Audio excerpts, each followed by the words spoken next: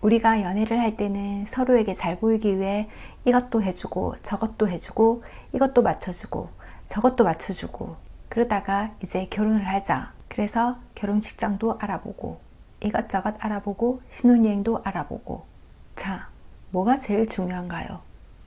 웨딩드레스? 신혼여행? 집? 가장 중요한 건 결혼하고 난 뒤 잘 사는 게 중요해요. 그런데 우리는 결혼을 하기 위해 너무 많은 노력을 해요. 일단 집이 있어야 되니까 집부터 구하고 결혼식장, 하객들 식사, 혼수, 신혼여행. 결혼하기도 전에 이런 것들로 벌써 지쳐서 다투기도 하고요. 물론 이런 것들도 중요하죠. 그런데 우리가 결혼을 하는 이유와 목적이 있잖아요. 상대방과 함께 계속 살고 싶으니까. 함께 잘 살고 싶잖아요. 제가 아는 사람이 있어서 그 사람에게 꿈이 뭐냐고 물어봤거든요. 그러니까 결혼을 하는 게 꿈이라는 거예요. 결혼을 하기만 하면 되는 거예요. 정작 중요한 건 그 뒤부터인데요. 신혼여행을 마치고 집에 딱 들어오는 그 순간부터 진짜가 시작되는 거예요. 진짜 생활을 해야 돼요. 전업주부 빼고는 요즘 거의 다 맞벌이잖아요. 아침에 일어나서 출근하기 바빠요. 아침에 뭐 잘 잤냐, 꿈은 뭘 꿨냐, 뭐 오늘 하루 좋게 시작하고 즐겁게 시작하고 뭐 이런 얘기는 정말 상상이고요. 실제로 그냥 출근하기 바빠요. 출근하고 저녁에 이제 파김치가 돼서 집에 오죠. 같이 저녁을 먹을 수도 있고 더 늦게 마치면 혼자 먹을 수도 있고. 연애할 때처럼 퇴근해서 알콩달콩 그렇게 재미있게 그런 경우가 거의 없어요. 왜냐하면 우리는 저녁을 먹고 나서 또 무엇이 기다리고 있을까요? 집안일이 기다리고 있거든요. 집안일은 정말 끝도 없어요. 집안일은 누가 하나요? 같이 하는 거죠. 이런 사람 있어요. 내가 돈을 벌어다 주니까 너는 집안일을 다 해. 이렇게 말하는 사람은 그냥 혼자 사는 게 맞는 것 같아요. 이렇게 같이 살기 시작하면서부터 연애할 때에 맞춰주고 이해해주고 이런 것들이 점차 사라지게 되고 서로의 단점이 보이기 시작해요. 그래서 사소한 것부터 계속 다투기 시작하는 거예요. 어쩌면 이게 신혼여행 때부터 시작되는 것일 수도 있어요. 아주 사소한 것. 여러분도 다 아시는 치약 짜는 것부터 시작하죠. 끝에서부터 짜야 된다. 나는 중간에서부터 짜야 된다. 이렇게 다툼이 시작되거든요. 어떻게 해야 될까요? 여러분이면 어떻게 하시겠어요? 제가 그냥 아주 명쾌한 정답을 알려드릴게요. 원래 결혼 생활에서 정답은 없는데 이렇게 하는 게 싸우지 않고 가장 편한 것 같아요. 그냥 치약을 2개 사세요.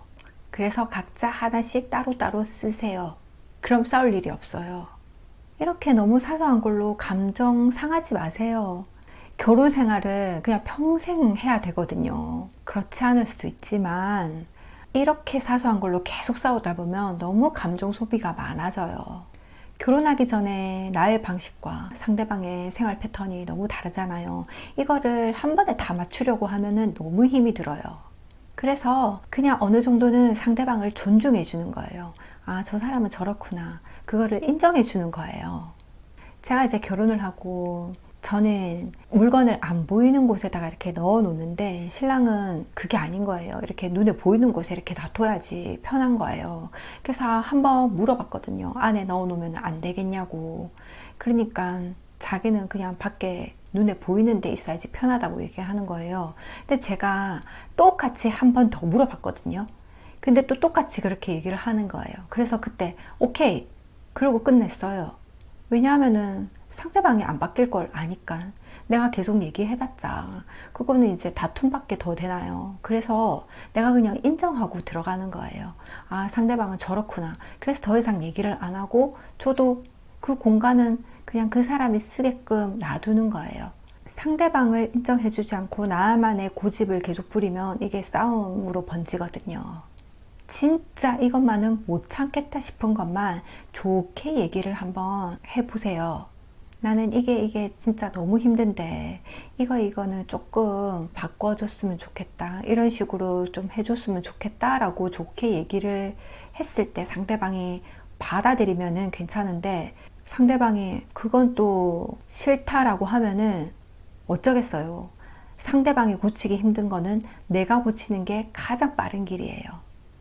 상대방을 고치려고 하면 안 돼요. 말은 해볼 수 있지만 상대방은 정말 고치기가 힘들거든요. 누가 고치기가 가장 쉬울까요?